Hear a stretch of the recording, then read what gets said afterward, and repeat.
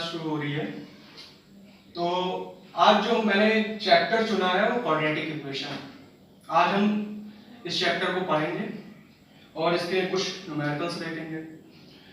तो quadratic equation शुरू करने से पहले हम जानते हैं पॉलिनोमियल क्या है।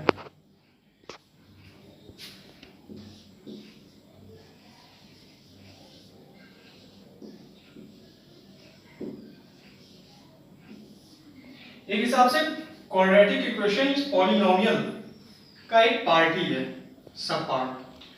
पॉलिनोमियल कहते किसे हैं? पॉली का मतलब होता है मैनी और नोमियल का मतलब होता है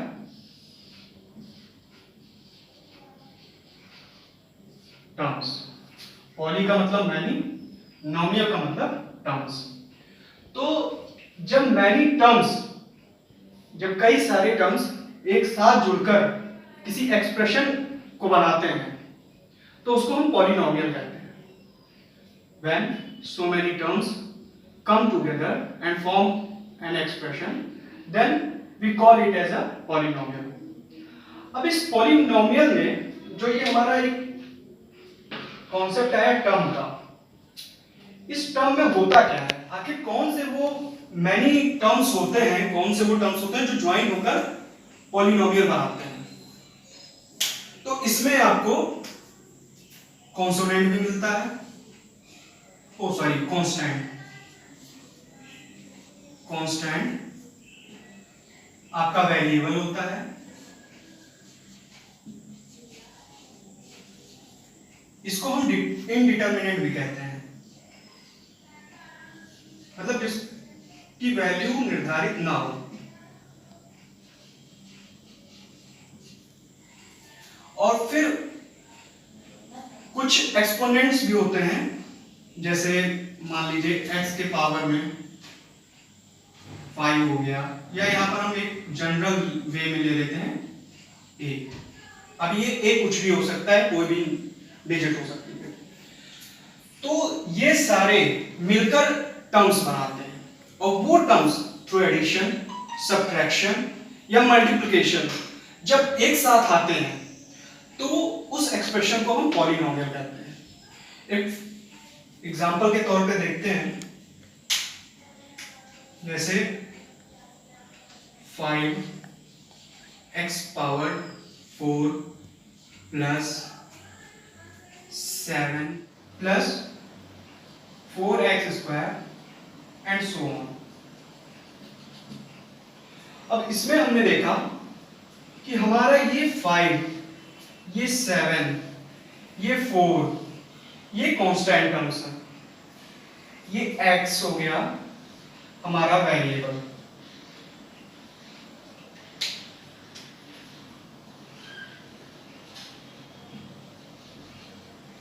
ठीक, और 4, 3, 2 ये हमारे क्या हो गए?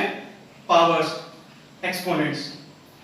और ये सब मिलकर एक साथ प्लस ये मल्टीप्लिकेशन, मान लीजिए यहां पर एक टर्म और मैं लिख देता हूं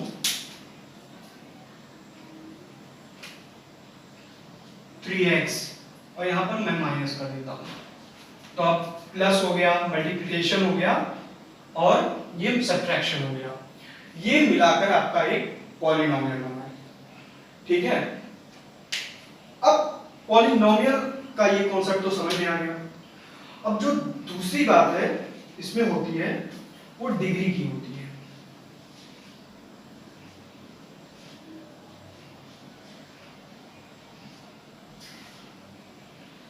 अब ये डिग्री क्या होती है? किसी भी पॉलिनोमियल एक्सप्रेशन में, जैसे यही है, एक्सपोनेंट्स होते हैं, मतलब कि वेरिएबल्स की जो पावर होती है। तो अब यहां पर कई सारे पावर्स हैं, जैसे 4 है, 3 है, 2 है, 1 है। अगर आगे कोई कांस्टेंट होता, वेरिएबल ना होता तो पावर 0 होती। तो जो डिग्री होती है वो किसी भी एक्सप्रेशन की, पॉलिनोमियल एक्सप्रेशन की हाईएस्ट पावर होती है, उसे हम डिग्री कहते हैं। जैसे for example 7x³ plus 5x square plus 3 is equal to 0। इसमें इस एक्सप्रेशन की हाईएस्ट पावर क्या है? 3। तो इस पॉलिनोमियल एक्सप्रेशन की जो डिग्री होगी वो क्या होगी? 3 होगी।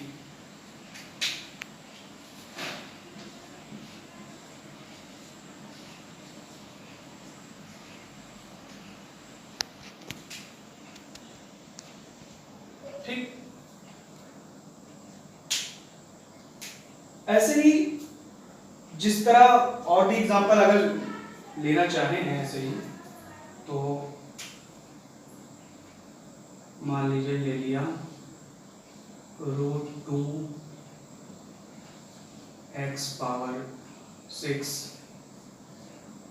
4 x power 4 plus minus 6x power 2 0। अब इसमें हाईएस्ट पावर क्या है? इसमें हाईएस्ट पावर 6 है। देखिए, एक 6 है, एक 4, एक 2 है। तो इस हम वेरिएबल की हाईएस्ट पावर देखते हैं। अब वैसे तो इस कांस्टेंट की पावर है 1/2, 2 के पावर 1/2 लिखा है, लेकिन डिग्री के लिए हमें देखना क्या है? वेरिएबल क्या है हमारा? ये x। तो x का जो हाईएस्ट पावर होगा, तो यहां पर हाईएस्ट पावर क्या है? 6। तो यहां पर डिग्री क्या हो जाएगी?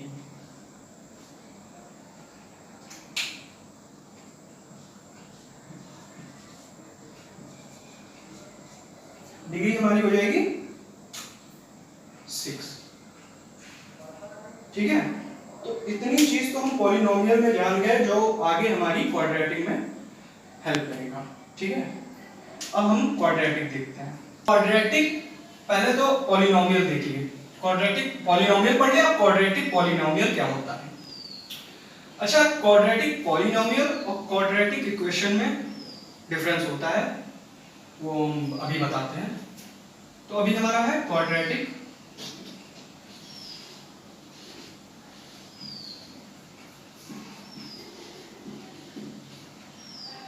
पॉलिनोमियल।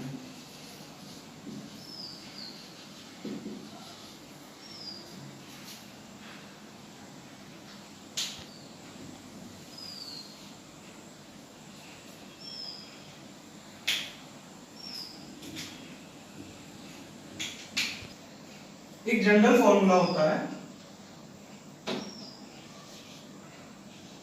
ax², ये क्वाड्रेटिक का है, plus bx plus c।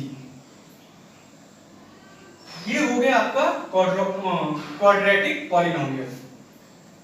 ax² plus bx plus c, जहां पर a, b और c रियल नंबर्स होते हैं।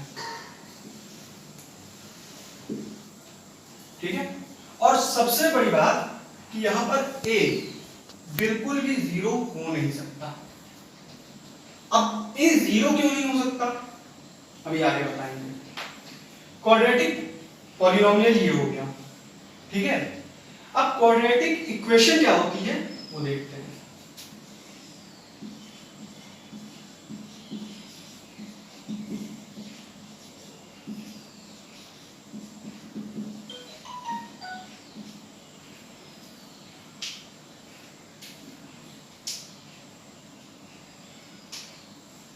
ax² प्लस bx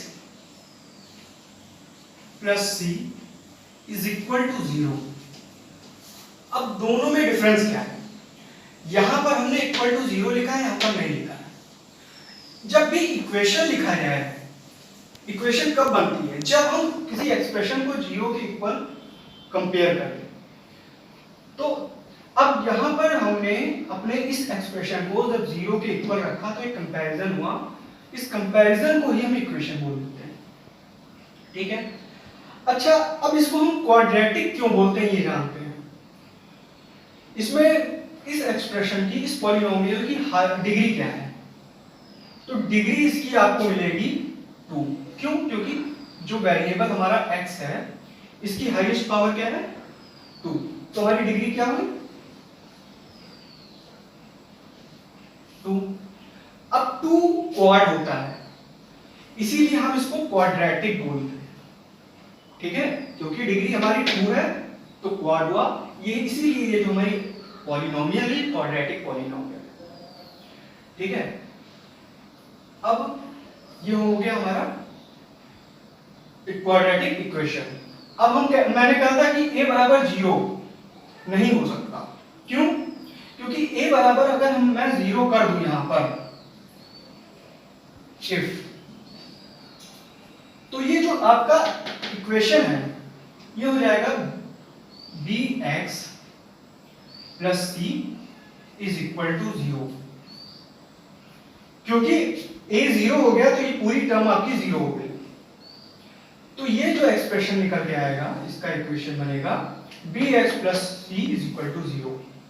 अब यहां पर आपकी हाईएस्ट डिग्री क्या है, आपकी डिग्री क्या है, हाईएस्ट पावर क्या है 1, वेरिएबल x की पावर 1 है तो डिग्री 1 है। तो क्या अब ये क्वाड्रेटिक इक्वेशन है क्या? नहीं। इसीलिए मैंने इस एक्सप्रेशन में कहा था कि a is not equal to 0, a कभी भी 0 नहीं हो सकता, हाँ b और c 0 हो सकते हैं, तब ये इक्वेशन क्या बन के आएगी ax square is equal to 0। ये सही है लेकिन ये गलत है, क्यों? क्योंकि यहां पर अभी भी हमारी डिग्री क्या है 2 और क्वाड्रेटिक इक्वेशन के लिए डिग्री 2 होनी चाहिए, तभी हमारी क्वाड्रेटिक पॉलिनोमियल या इक्वेशन का जो मान है वो सेटिस्फाइड होगा, ठीक है। अब हम थोड़ा फिगर के जरिए क्वाड्रेटिक इक्वेशंस को और समझते हैं, ठीक है। एक इक्वेशन थ्रू फिगर्स। अब एक रेक्टेंगल मैं बनाता हूं,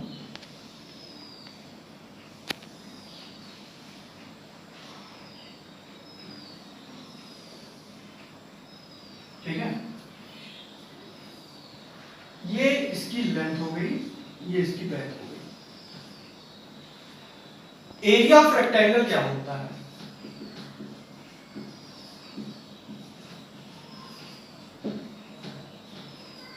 L इंटू बी, ठीक।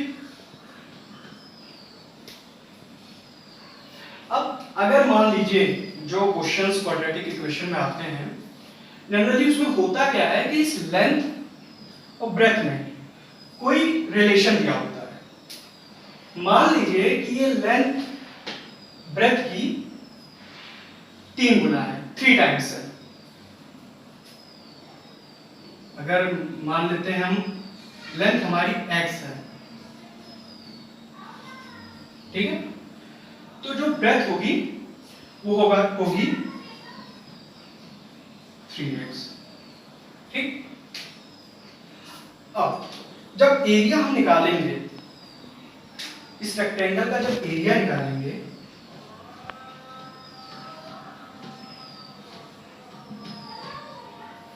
तो लेंथ इंटू ब्रेथ होता है, मतलब कि x into 3x, length x breadth 3x, तो ये हो जाएगा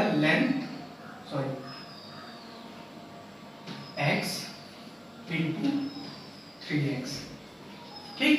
अब मल्टीप्लाई करके देखो हो जाएगा 3x स्क्वायर।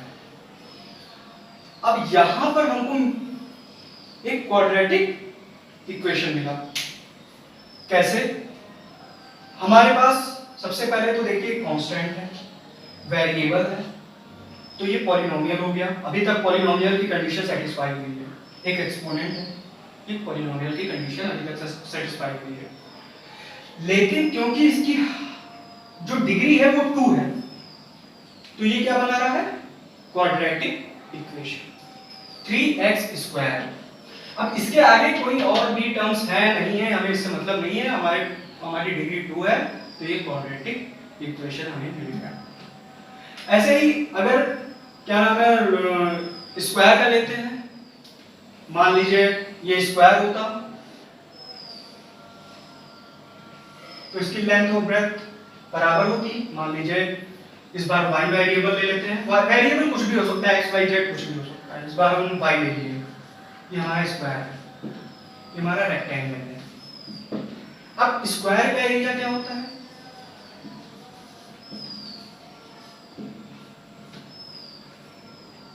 ए स्क्वायर होता है,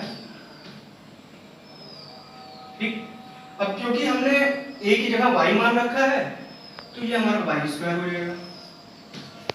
अब फिर देखिए यहां पर डिग्री हमें क्या मिली? 2। तो ये हमारा क्वाड्रेटिक इक्वेशन हो गया।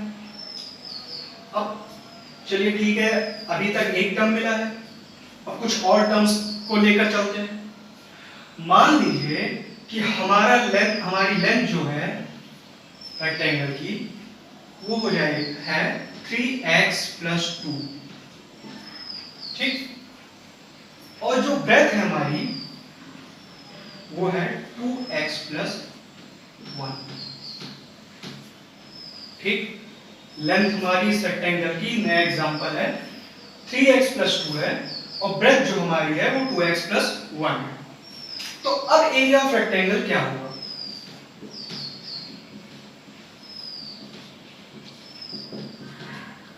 लेंथ इंटू ब्रेथ, ठीक। लेंथ हमारी है 3x + 2, ब्रेथ हमारी है 2x + 1, ठीक। अब इन दोनों को मल्टीप्लाई करिए,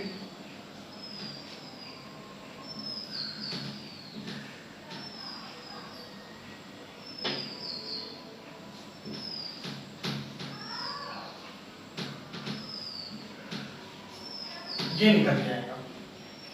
अब देखिए, अभी अगर ये सोच रहे थे, अभी तक हमने एग्जांपल मिला कि खाली एक ही टर्म मिल रही है जिसकी पावर 2 है वेरिएबल में, बाकी टर्म नहीं मिल रही है।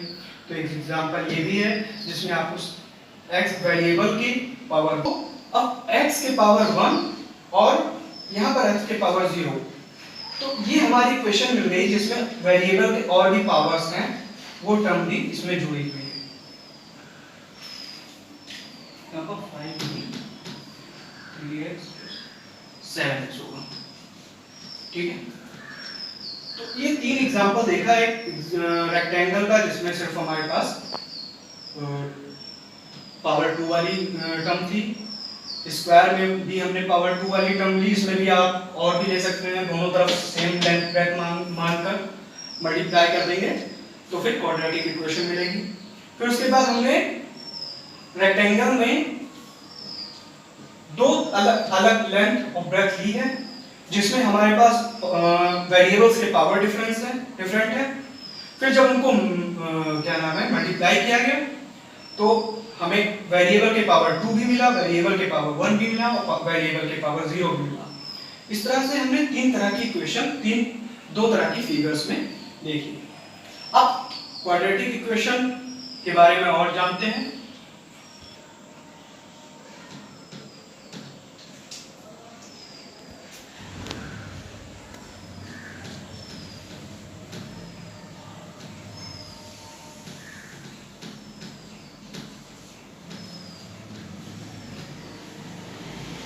स्टैंडर्ड फॉर्म, क्वाड्रेटिक इक्वेशन की जो स्टैंडर्ड फॉर्म होती है वो अभी हमने जो पढ़ा है वही होती है ax² + bx + c, जहां पर a b c real number होते हैं और a बराबर 0 नहीं होता है, a is not equal to 0, ठीक है। ये स्टैंडर्ड फॉर्म होता है, मतलब कि अगर इस फॉर्म में है कोई क्वाड्रेटिक इक्वेशन तो उसको हम standard form of quadratic equation मानेंगे। मान लीजिए 5x² + 4x + 3, तो ये क्वाड्रेटिक इक्वेशन का स्टैंडर्ड फॉर्म हो जाएगा, ठीक है। अच्छा एक बात और, प्योर फॉर्म भी होता है।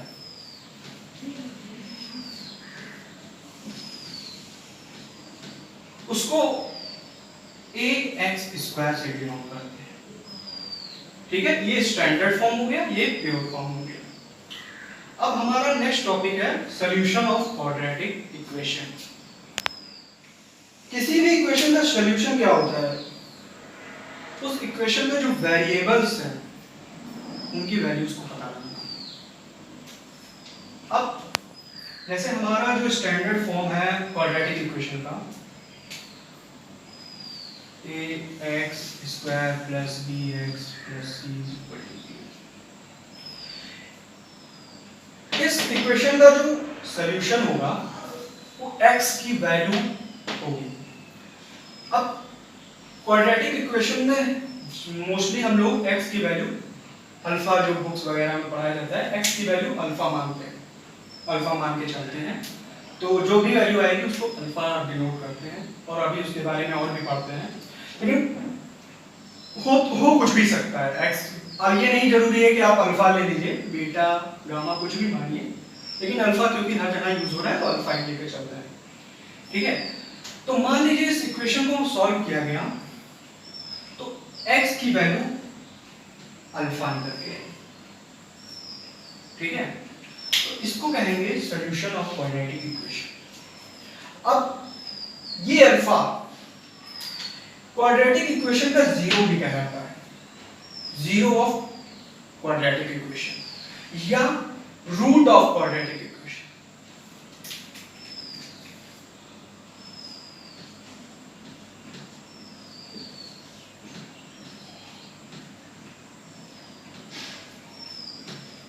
ठीक, या फिर रूट्स ऑफ क्वाड्रेटिक इक्वेशन। ठीक, इसकी वैल्यू खोजने का मतलब ये हुआ कि अगर हम इस वैल्यू को, मतलब इस अल्फा को इस एक्सप्रेशन में रख दें तो इस एक्सप्रेशन की वैल्यू जीरो हो जाएगी। ठीक है,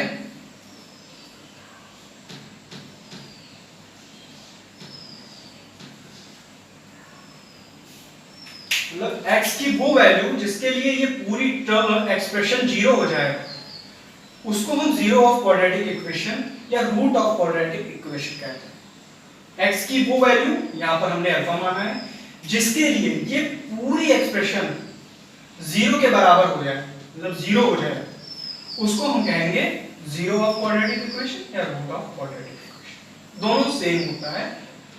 ठीक है, अब इसको निकाला कैसे जाता है, x की वैल्यू निकाली जाती कैसे जाती है, अल्फा आता कैसे? वैसे मेथड तो तीन होते हैं, लेकिन हो सकता है एक में मतलब किसी में एक कोई एक अप्लाई हो, किसी में एक अप्लाई ना हो, लेकिन तीन मेथड वैसे होते हैं। ये पहला हो गया मिडिल टर्म स्प्लिट, जिसको हम फैक्टराइजेशन भी कहते हैं, और दूसरा होता है बाय कंप्लीटिंग स्क्वायर।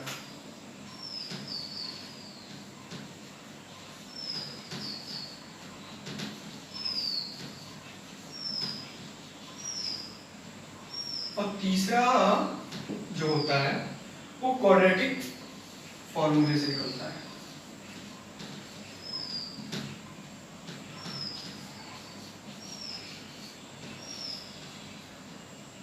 ठीक है, तो शुरुआत हम मिडिल टर्म स्प्लिट और कंप्लीटिंग स्क्वायर से करते हैं, और क्वाड्रेटिक फॉर्मूले में थोड़ा और भी काफी चीजें जानने लायक हैं, तो इसको हम लास्ट में वैसे भी रखते हैं। ठीक है, तो मिडिल टर्म स्प्लिट के कुछ एग्जांपल्स देखते हैं। Example 1 middle term split of factorization से हम देखते हैं ये वाला, root 2x square plus 7x plus 5 root 2 is equal to 0। मुझे लग रहा है थोड़ा शुरुआत में टफ ले लिया मैंने, लेकिन जब लिख दिए हैं तो चलो करते ही। अब मिडिल टर्म स्प्लिट कैसे होती है, इन दोनों का मल्टीप्लिकेशन, इसके इस वेरिएबल के कोफिशिएंट का और इसका मल्टीप्लिकेशन इसके कोफिशिएंट के सम के इक्वल होना चाहिए। ठीक है, अब वो सम मतलब एडिशन सब्ट्रैक्शन होता रहता है उसी में। अब अगर इसको हम देखें तो ये हो जाएगा, ये हमारा हो जाएगा 10। ठीक है, तो ऐसा क्या करें, इसको कैसे स्प्लिट करें 7 को, कि मल्टीप्लाई करने पे 10 है और ऐड करने पे 7 है। ये तो खैर छोटे क्लास का है।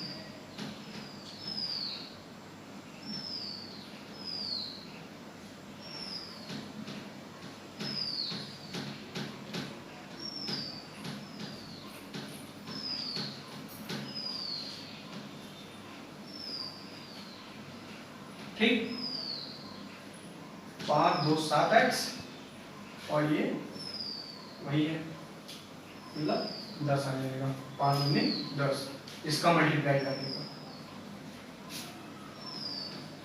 अब इसमें कॉमन लेते हैं,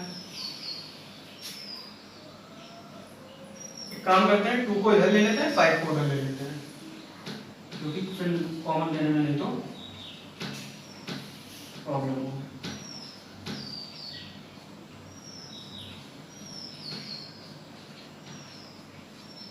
ठीक है, अब इसमें से इसको 2 को हम रूट टू लिख सकते हैं, तो रूट 2 कॉमन और x भी कॉमन, इसमें x है दोनों में, और इसको रूट टू लिख देंगे तो रूट 2x कॉमन आ जाएगा। यहां पर हमारे पास आ जाएगा x प्लस एक रूट 2 इसमें बच जाएगा, वो आ जाएगा। ठीक, अब इसमें देखिए, इसमें x तो कॉमन है नहीं, रूट 2 भी कॉमन नहीं है, सिर्फ 5 कॉमन है, तो 5 निकाल लीजिए, x plus root 2 is equal to 0। ठीक, अब इस पूरे एक्सप्रेशन में x plus root 2 x plus root 2 दोनों टर्म्स में आ रहा है, तो उसको बाहर निकाल देते हैं।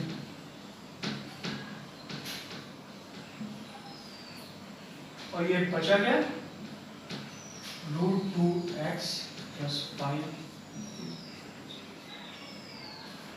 ठीक है, अब देखिए ये हमारा टर्म जो है वो 0 के इक्वल है। दोनों साइड अगर कंपेयर करें, x plus root 2 2x plus 5 is equal to 0। अब इसको अगर कंपेयर करें तो हो सकता है कि ये 0 हो तब 0 आ रहा हो, या हो सकता है ये 0 हो तब 0 आ रहा हो। तो हम एक काम करते हैं, दोनों को इक्वल 0 रखते हैं।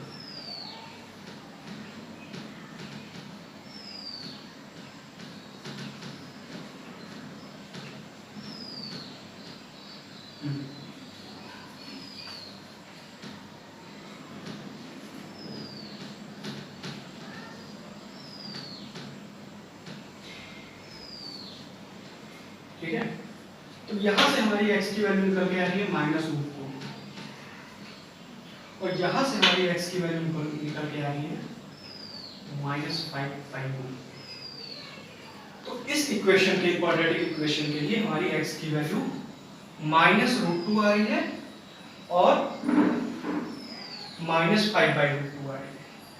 अब इस वैल्यू को जब हम इसमें रखेंगे तो ये इक्वेशन हमारी 0 बन जाएगी, इस वैल्यू को जब इसमें रखेंगे तो इक्वेशन हमारी 0 बन जाएगी। इस तरह हमें एक क्वाड्रेटिक इक्वेशन के 2 जीरोस मिले या 2 रूट्स मिले। दूसरा एग्जांपल देखते हैं, ये क्वेश्चन नंबर 2। अब इसका मेट्रिकल स्प्लिट करते हैं, मल्टीप्लाई में 100 आना चाहिए और सम पर इसका 20 आना चाहिए, तो 100x स्क्वायर। ठीक है, अब इसको अगर हम लिख दें -10x plus 1 is equal to 0, काम बन जाएगा। 10 कॉमन ले लें, 10x, तो ये 10x हो जाएगा, यहां फिर आ जाएगा 1। ठीक, यहां पर -1 आ जाएगा, 10x - 1 बराबर 0। अब इसमें से 10x - 1 कॉमन ले लें, तो फिर हमारा 10x - 1 बच जाएगा बराबर 0। दोनों को अलग अलग रख के देखो या एक साथ भी रख के देखो, कोई प्रॉब्लम नहीं है, स्क्वायर हो जाएगा ऊपर बस। तो हमारी x की वैल्यू 1/10, यहाँ की x की वैल्यू 1/10, मतलब एक ही वैल्यू है 1/10। तो हमारे यहाँ पर 0 या रूट क्या मिला 1/10, जिसको अगर इस एक्सप्रेशन में हम रखते हैं तो ये एक्सप्रेशन की वैल्यू 0 हो जाती है। आज के लिए बस इतना ही रखते हैं। आगे हम थोड़ा मिडिल टर्म स्प्लिट के क्वेश्चंस और देखेंगे, कंप्लीटिंग स्क्वायर के देखते हैं और फैक्टर क्वाड्रेटिक फॉर्मूले से सॉल्व करते हैं। क्या होता है पहले जानते हैं, फिर उसके न्यूमेरिकल भी सॉल्व करते हैं। कोई प्रॉब्लम होगी तो कमेंट बॉक्स में मेंशन करिएगा। Thank you.